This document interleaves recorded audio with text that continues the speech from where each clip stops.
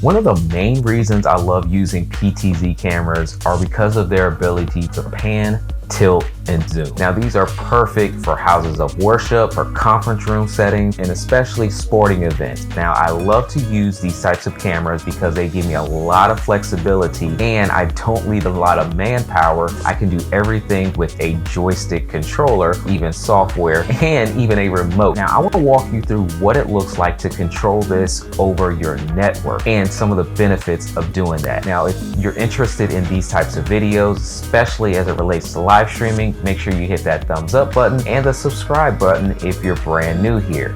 Now we're going to be using one of my favorite cameras, which is the Bzb Gear PTZ Camera. Now this camera right off the bat just looks amazing and it fits really good inside of my home office with the black and white color scheme. So in a lot of the videos, especially if you watch me on Amazon Live, you'll see this camera right over my shoulder and it gets a lot of the behind the scenes action. And I love using this one because I can pan around the home office and allow you guys to see more of the behind the scenes setups and some of the things that we're working on, especially when it comes to showing you products that I'm using on Amazon Live. Now, before I get into the actual installation and setup of this camera and the benefits of why you would want to put your camera on the network, let's go over some of the details of this specific camera. Now, along with it being a really cool looking camera, it has a nice solid base. And this is a 20x camera. More recently, I've been kind of defaulting to 20x or 30x zoom cameras because 12x doesn't give me a lot of the zoom, especially for conferences and outdoor events. But in smaller spaces, you can definitely consider the 12x because you may not need that full optical zoom. This camera allows you to output the video a multitude of different ways. First, we have the ability to use the USB port. This camera actually comes with a USB cable that you plug into the back of the camera, and then you can plug it directly into your computer source. So when you go into any of your live streaming programs like an OBS or Wirecast, you can easily bring it into your production. There's also an HDMI output that allows you to connect an HDMI cable from the camera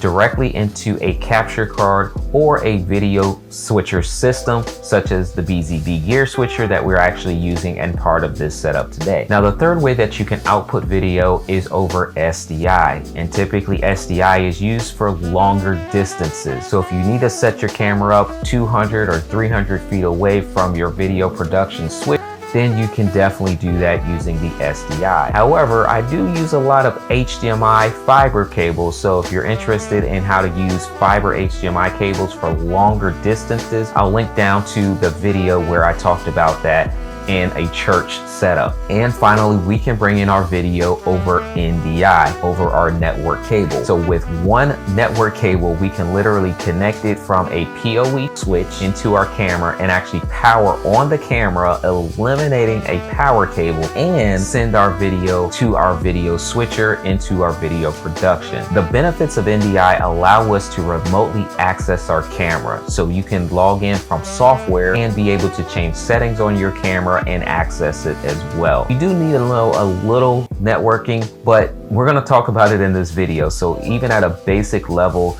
you can actually get this set up on your network and have that functionality that you deserve. Now, one thing I also do want to mention is that you have multiple ways to control this camera. You can actually use the included remote control, which is something that you might want to use more on an emergency basis, because I prefer to use an IP controller, which is what we have set up today. So using a joystick, being able to use that whole controller to access different features of the camera is the more preferred method, and I'm going to show you that in this setup. Now, you'll want to have access to your local switch or to your router, whichever is more convenient. That is what you want to make sure that you have access to for this setup. Now, I'm also using cabling. I'm using Cat 7 cable in particular, but you can use Cat 5 or Cat 6. It doesn't really matter as long as you have good working cables. So to get started, we're going to physically plug in a cable into our router, and then we're going to take the other end of that cable and plug it into our PoE switch. Now, the PoE switch is important because it's power over Ethernet. So essentially,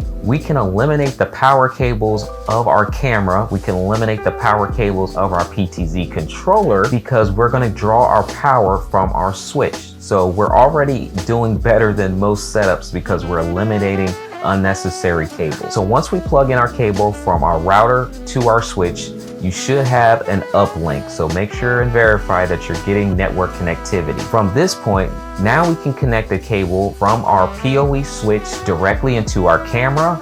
And once we do that, we'll see that our camera does power on. And we can also connect the cable from our switch into our IP controller. And our controller will also power on as well. And the last device that we'll plug in is our Bzb Gear switcher, because that also has an Ethernet port that allows us to put that on the network as well. So now that we have all of our devices on the network, we just have to get them to talk to each other across the network. And this is going to be the most technical, but one of the most important steps. So make sure that you listen closely.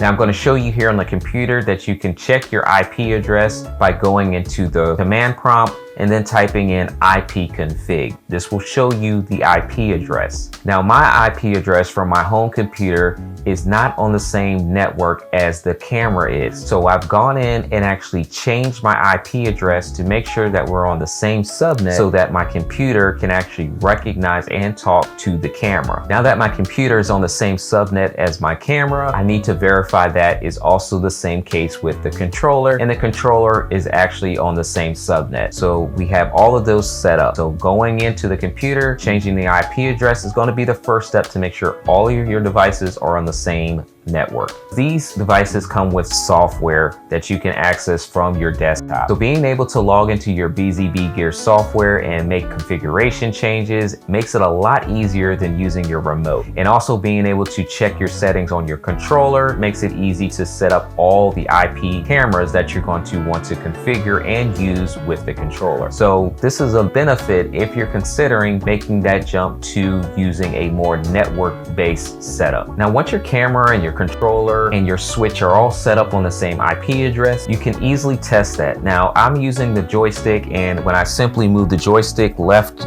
right, up, and down, we know that it's working fine. So it's a pretty simple setup if you're not going to be using a whole bunch of heavy-duty networking skills. Just some basic networking, like I've shown you, will allow you to easily use this camera and use this as a setup. Now that we've completed the physical wiring setup along with the technical setup, we just need to bring in the camera into our live stream production. Now, the software that I primarily use for Amazon Live and even going on YouTube Live for my weekly Monday shows is called Wirecast. Wirecast does have a cost associated with it because it has a lot of bells and whistles. I'll link to it in the video description below, but I know a lot of you all use OBS. So in the comments section, let me know which live streaming platform do you use. That way I know which softwares to include more of in these videos. Now, by default, OBS does not have the ability to bring in NDI devices into its live stream software. I will link to that as well in the description so you can just go directly to the plugin. I definitely recommend restarting software along with restarting your computer in general. After you bring up OBS, you'll see that one of your sources will be the NDI source. So you can actually select NDI source, and in the drop down, you'll have the ability to bring in your camera.